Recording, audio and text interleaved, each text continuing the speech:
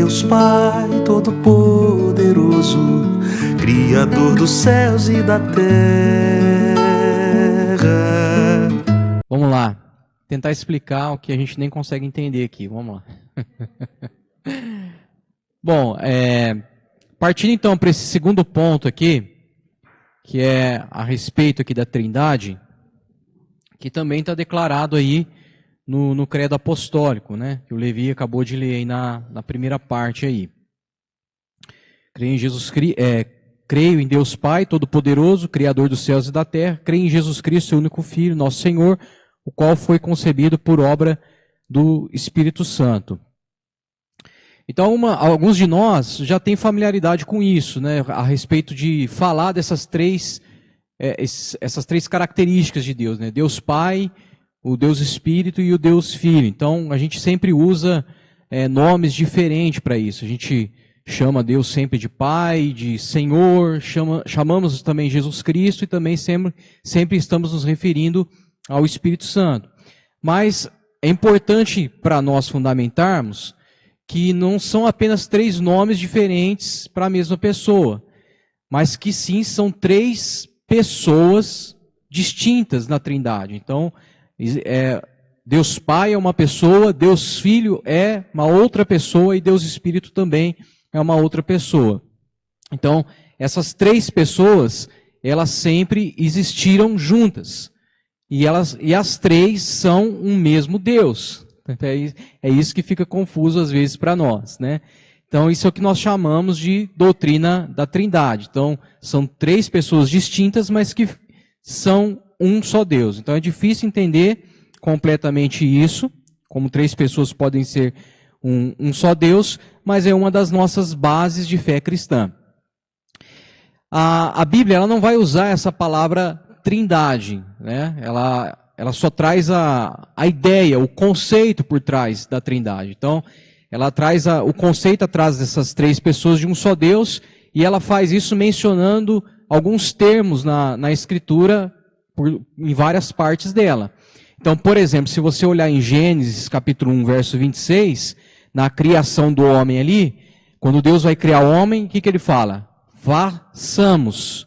Então, é um verbo que está no plural ali. Quando Deus diz isso, ele está se referindo a três pessoas ali, conforme ele fala, façamos o homem conforme a nossa semelhança. Então, já são dois verbos que estão no plural. Então, o nós e também o nosso. Então, isso já é uma indicação desse conceito da Trindade. Não é uma pessoa que estava envolvida ali na criação, mas várias pessoas que estão envolvidas ali.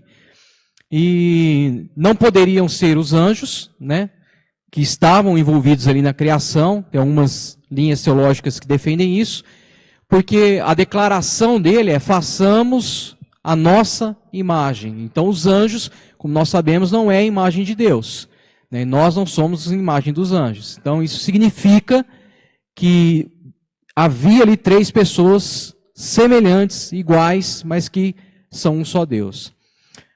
Alguns outros textos das Escrituras também vão falar sobre isso. Então, por exemplo, lá em Mateus capítulo 3, quando Jesus ele vai ser batizado, os céus se abrem ali, o Espírito Santo desce ali como uma pomba pousando sobre Jesus, e uma voz proclama, esse é o meu filho amado, em quem eu me agrado. Então, nesse momento aí do batismo de Jesus, nós temos ali os três membros da Trindade realizando ações completamente distintas. Então, nós temos ali o Filho que está sendo batizado, nós temos o Espírito Santo, que a semelhança do Velho Testamento, quando os reis, os profetas ali recebiam o Espírito Santo pousava sobre eles, mas no Velho Testamento ele ia embora, já nessa parte o Espírito Santo repousa e descansa sobre o Filho. E nós temos ali o Pai falando. Então nós temos três ações distintas de cada um. Nós temos o Filho batizado, o Espírito Santo descendo e repousando, e o Pai falando. E isso é revelado também lá na grande comissão, lá em Mateus capítulo 28. Então, quando Jesus comissiona os seus discípulos, o que ele fala para os discípulos? Ide por todo mundo, fazei discípulos de todas as nações, batizando-os em nome de quem?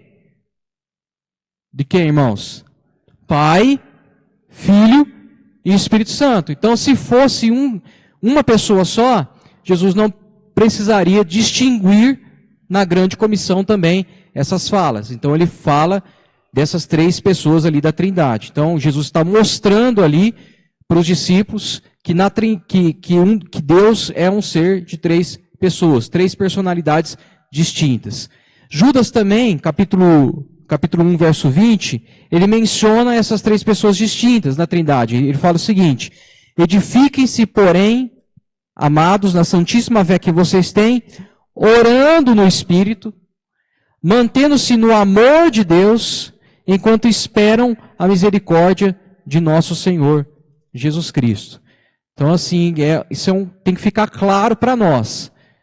Inclusive, muitas das nossas orações, às vezes, a gente acaba confundindo, né?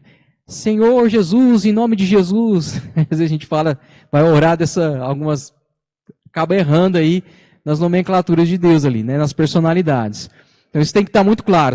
É um Deus, mas com três personalidades ali, três pessoas distintas. Então, qual que é o significado da Trindade? Então, Deus, ele é composto por essas três pessoas diferentes, Pai, Filho e Espírito Santo. E cada uma delas é um Deus completo. Então, o Pai é Deus, como a gente pode ver desde o primeiro versículo na Bíblia, quando vai ter a criação ali em Gênesis 1, fala, no princípio Deus criou os céus e a terra. Então, quando a Bíblia se refere a Deus, então ele geralmente está se referindo ao Pai. Então, sempre quando a Bíblia vai mencionar Deus, sempre está se referindo ao Pai. Mas também tem, Jesus Cristo também é totalmente Deus. Então, Paulo vai escrever à igreja de Colossos, lá no capítulo 2, verso 9, que em Jesus habita corporalmente toda a plenitude da divindade. Então, Jesus também é plenamente Deus. Então, Tomé, um dos discípulos de Jesus, quando ele estava ali diante, que eles estavam escondidos ali em João capítulo 20, 28, ele vai se referir a Jesus, quando ele toca ali na ferida de Jesus, ele vai se referir, Senhor meu Deus e Deus meu. Então ele está também ali reconhecendo que Jesus é Deus. Então o Evangelho de João foi também escrito para as pessoas que acreditassem que Jesus era o Filho de Deus. E a gente tem também o Espírito Santo, que também é plenamente Deus. Então, o Pai e o Filho são Deus, então não faz sentido que o Espírito Santo também não fosse, se ele é a terceira pessoa da Trindade e ele é semelhante ao Pai e também ao Filho. Então, os três, eles são mencionados com a mesma importância em várias passagens aqui da Escritura.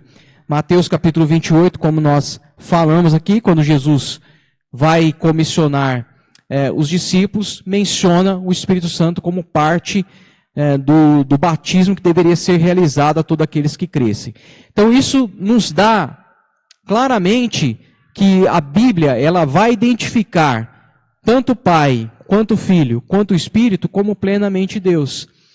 Pedro também deixou claro ali a Ananias e Safiras, naquele episódio onde eles vendem uma propriedade e acabam mentindo o valor. Quando Ananias chega ali, depois chega Safira, uma das declarações de Pedro é: por que mentistes ao Espírito Santo? Então, ele faz essa referência, elucidando ali que aquela pessoa estava não mentindo para ele, mas mentindo para Deus. Então ele fala, por que mentiu para Deus? Né? Atos ali, capítulo 5. E Paulo também diz que o Espírito Santo, ele conhece todas as coisas como o Pai conhece. 1 Coríntios capítulo 2, verso 11 fala, ninguém conhece as coisas de Deus, senão o Espírito de Deus. Então, a Bíblia ela deixa bem claro para nós que há apenas um Deus, mas que se revela através de três pessoas. Ela afirma repetidamente isso nas Escrituras. Deus ele é único, não há outro como ele, Deus é um único, só que como o pastor Levi já falou aqui várias vezes também, esse único na Escritura, ele é uma palavra no hebraico que significa comunidade. Então, ele é uma palavra diferente da nossa. E até os demônios acreditam nisso. Então, embora Deus seja essas três pessoas distintas, todas são plenamente Deus e existe apenas um Deus. Eu sei que é difícil, né, de entender como isso funciona, mas o próprio apóstolo Paulo, como o pastor Levi falou aqui, né, no começo, no creio, que a gente não consegue entender todas as coisas, tem coisas que a gente que vai além da razão. O apóstolo Paulo, lá em 1 Coríntios 13, ele vai dizer que nós só conhecemos algumas coisas em partes, mas haverá um dia que nós conheceremos tal como somos conhecidos. Então, essas coisas que são meio obscuras para nós, são difíceis de compreender, tenha certeza, um dia nós estaremos diante de Deus e compreenderemos de forma completa. Então, a parte da Trindade é uma dessas coisas que é um mistério que a gente não pode compreender completamente, mas compreender somente em parte.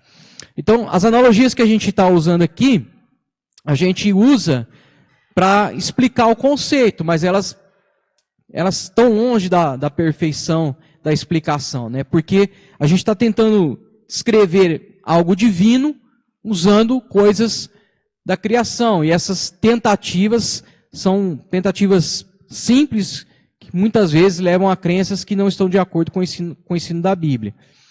Então, em resumo, a gente nunca vai entender completamente a Trindade. Olha só que beleza. A gente nunca vai conseguir entender, porque ela está bem além do nosso entendimento. Eu costumo explicar para as crianças, né? O conceito da Trindade é aquele do spinner, sabe? Aquele do spinner. Então ele tem 3 partes lá no spinner, mas quando você gira, ele acaba virando uma coisa só. Então é mais ou menos isso, né? Esse mistério é uma das coisas que, como o pastor Levi falou, que pertence, é um mistério que pertence a Deus, que está oculto para nós. No entanto, é extremamente a gente entender um pouco isso e reconhecer esse mistério. Que se Jesus não fosse plenamente Deus, ele não poderia, por exemplo, ter suportado a ira de Deus contra o pecado. Né? Não teria morrido, não teria ressuscitado dos mortos. E se ele não tivesse ressuscitado, a nossa fé nele seria em vão e a gente seria os seres mais dignos de compaixão da terra. Né? Não seríamos, né? Então a gente não entende completamente a Trindade, mas devemos aceitar essa verdade e essa importância do papel da Trindade na nossa vida. E para completar aqui, para a gente encerrar, quais seriam então esses papéis distintos da Trindade? Então, cada pessoa na Trindade, ele vai ter um papel distinto. Por exemplo, na criação, Deus falou e trouxe a terra à existência. Então, Deus ele foi o autor ali da criação. Jesus, por outro lado, é aquele que executa a obra dentro da criação. E o Espírito Santo é aquele que manifesta a presença de Deus na criação. Então, da mesma forma, isso vai acontecer na nossa salvação. Deus é o autor e consumador da nossa fé, como Hebreus vai dizer. Né? Então, ele é o autor da nossa salvação. Jesus é o executor da nossa salvação. E o Espírito Santo é aquele que nos dá a percepção e manifesta a presença de Deus na nossa vida mediante a nossa salvação. Então Deus envia Jesus para morrer por os nossos pecados e depois o Espírito Santo continua essa obra de restauração, de santificação na nossa vida. Então existem esses papéis diferentes que não vão diminuir em nenhum momento a divindade de cada um deles, de cada pessoa ali na Trindade, mas é uma maneira única de relacionamento entre eles. Essa relação, ela não pode ser comparada às nossas relações humanas, onde cada pessoa é um ser distinto. Há uma unidade ali, não só só um relacionamento, como há uma unidade perfeita na divindade, da qual nós ainda nessa vida não vamos conseguir conquistar. Então a unidade e a diversidade na Trindade elas apenas fornecem um modelo para nós, para a gente, a cada dia, como igreja e também como núcleo familiar e como sociedade, tentar viver em unidade e também diversidade, né, dentro do mundo que o Senhor nos deu, nos colocou, né? Então a gente vai ver esse modelo, por exemplo, no casamento, onde há duas pessoas distintas, completamente diferentes, mas que, segundo a Escritura, Paulo vai dizer que são uma só, né? Assim como o pai tem autoridade sobre o filho, o marido tem autoridade sobre a esposa, então tem papéis ali também distintos. A gente vai ver essa relação da Trindade também como modelo entre o marido e a esposa. A gente percebe esse modelo na igreja também, onde cada um de nós aqui é diferente, mas todos nós temos papéis distintos dentro do corpo. Por isso que Deus, Paulo vai dizer lá em Efésios, nos capacitou com carismas, com dons diferentes para a edificação do corpo. Então cada um de nós exerce um papel, temos habilidades diferentes, mas fazemos parte de um só corpo, de um só propósito. Então, há diversidade, né, no nosso meio, e deve haver diversidade, e isso é valorizada. Isso inclui pessoas de todas as nações e culturas, como Jesus comissionou a nós fazermos discípulos. Então, essa diversidade, ela vai refletir os próprios papéis da Trindade, mas ao mesmo tempo reflete também a nossa unidade enquanto nós estamos caminhando juntos, né? Então existe diversidade na Trindade e deve existir diversidade no casamento e deve existir diversidade também na igreja. Mas em nenhum momento deve haver, como se diz, né, facção, mas sim unidade. Então, embora a gente não consiga entender, reconhecemos essa importância da Trindade, porque ela nos dá esse modelo para vivermos em comunidade, né? E ela nos mostra essa sabedoria de Deus na criação, entendendo os nossos papéis, entendendo que cada um de nós executa também algo na criação. Então essa unidade, essa diversidade vai ser um reflexo da nossa própria vida, ou deve ser um alvo da nossa própria vida para manifestar unidade no casamento e diversidade, unidade na igreja e diversidade, e assim em qualquer área da nossa vida. Amém?